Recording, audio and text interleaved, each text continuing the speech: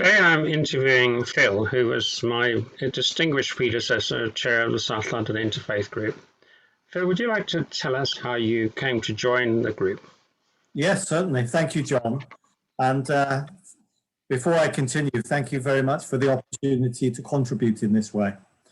I was thinking about this earlier on today, and I don't really recall precisely when I joined South London Interfaith Group, but I guess it was shortly after I arrived in London in 1997 when I first had contact.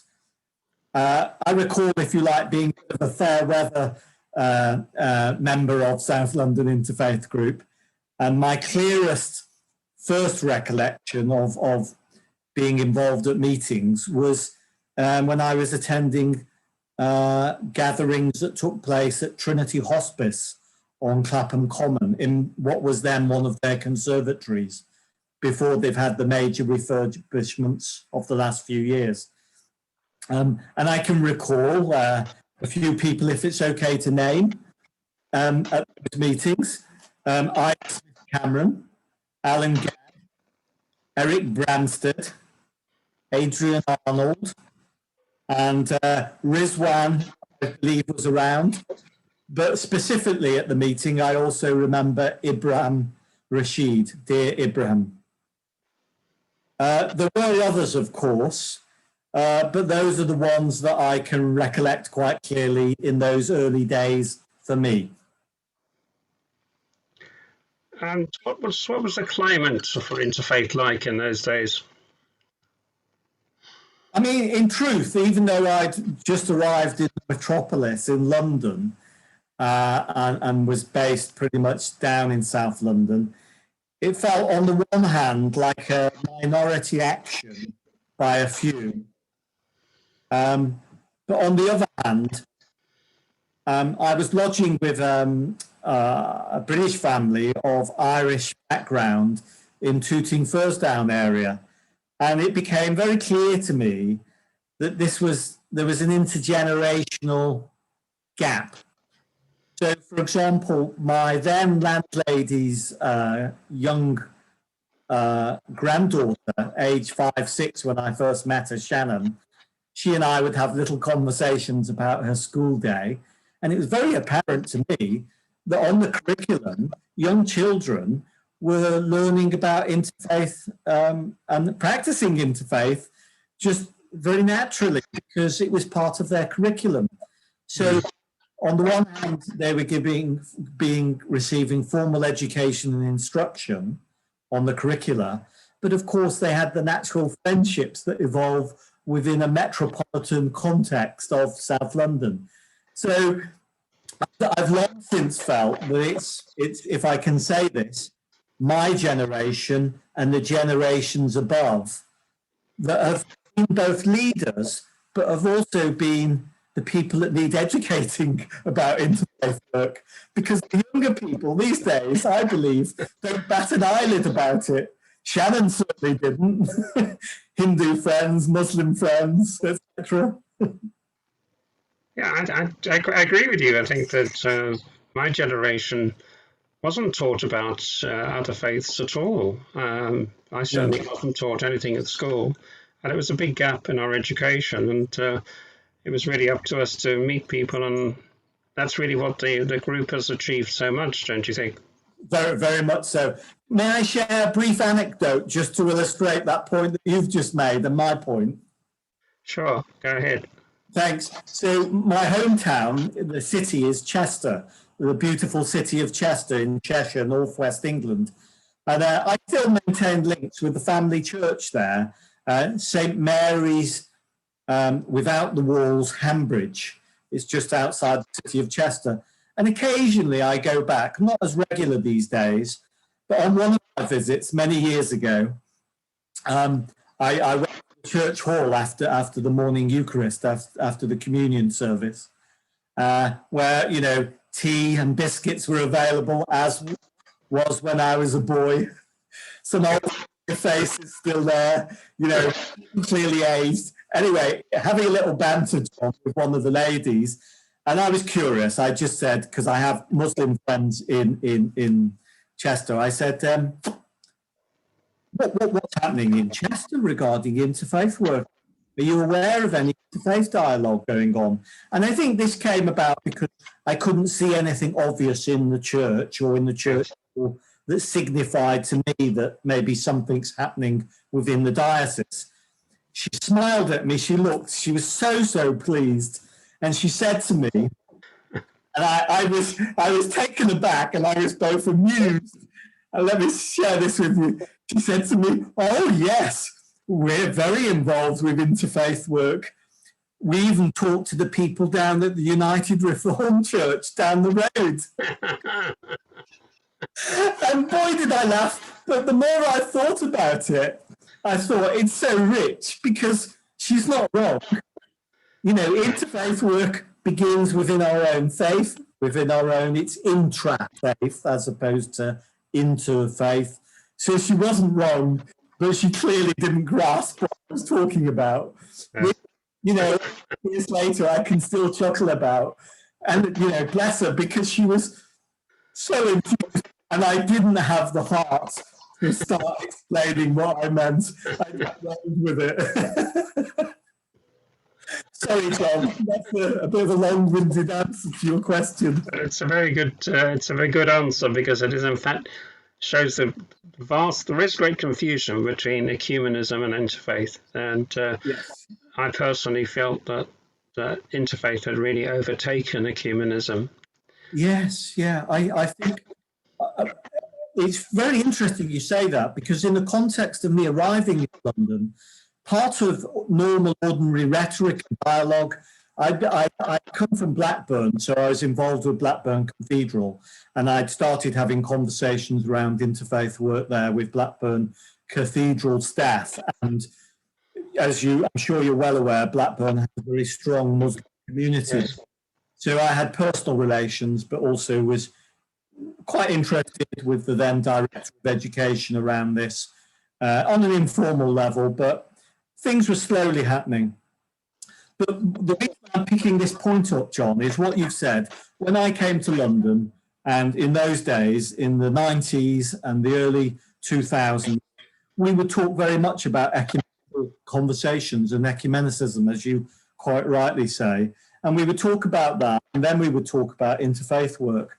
And I've noticed, and it's only you mentioning this, is that you know how language has a currency and language has an age, and sometimes things are no longer current and therefore they don't have a currency anymore. Sorry, I'm not suggesting that ecumenicism doesn't have a currency, by the way, just sorry. But at the same time, I think you're absolutely right. I think at every level in society, consciously or otherwise, the rhetoric, and I'm pleased about it, is more about being learned of interfaith dialogue or interfaith conversations, as opposed to what was historically just simply interfaith rhetoric or interfaith tokenism. Yeah, I think you're right. I think I was very keen to go beyond the tea and biscuit stage to something a good deal more profound. And I think in some ways we are still at the tea and biscuit stage. Yes, yeah.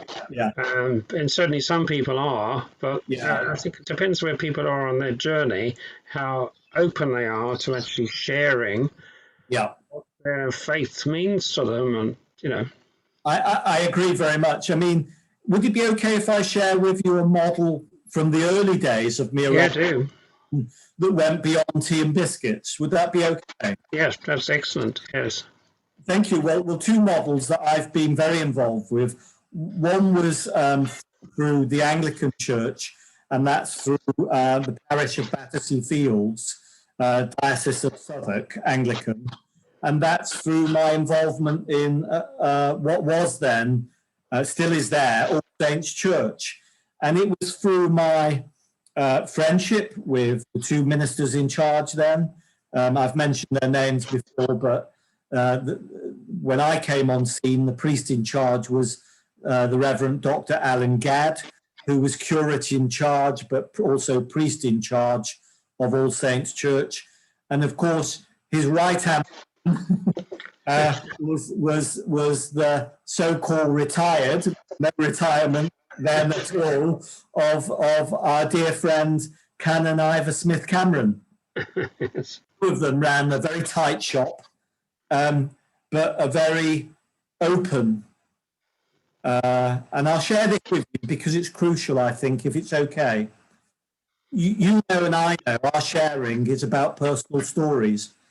And you're giving me the privilege of being interviewed. And I'd like to share this because I remember it so clearly in my heart and my mind. A dear friend of mine called Alan Walters up in the West Midlands in Wolverhampton said to me, if you're ever in London, look up two men, Father Billy Hewitt, the late Father Billy Hewitt, Jesuit priest, and Canon Ivor Smith Cameron, both of whom were friends of Alan Walters. Alan was a friend of mine and a former educator of mine. And I looked up Billy Hewitt, Jesuit, and he and I chatted. We had one-to-one, and he very much encouraged me around Loyola,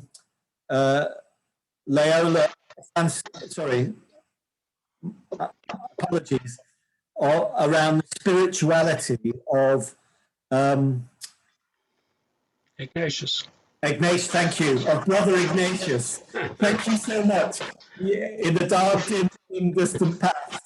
And he even gave me a blueprint for looking at every detailed aspect of our lives. So Father Billy Hewitt and I just had one conversation, really, a meaningful one. But then I looked up Ivor. And I was living in King's Lynn at the time. This was back in 95. And I rang. I was taking the day off from my studies and treating myself to a day here in London.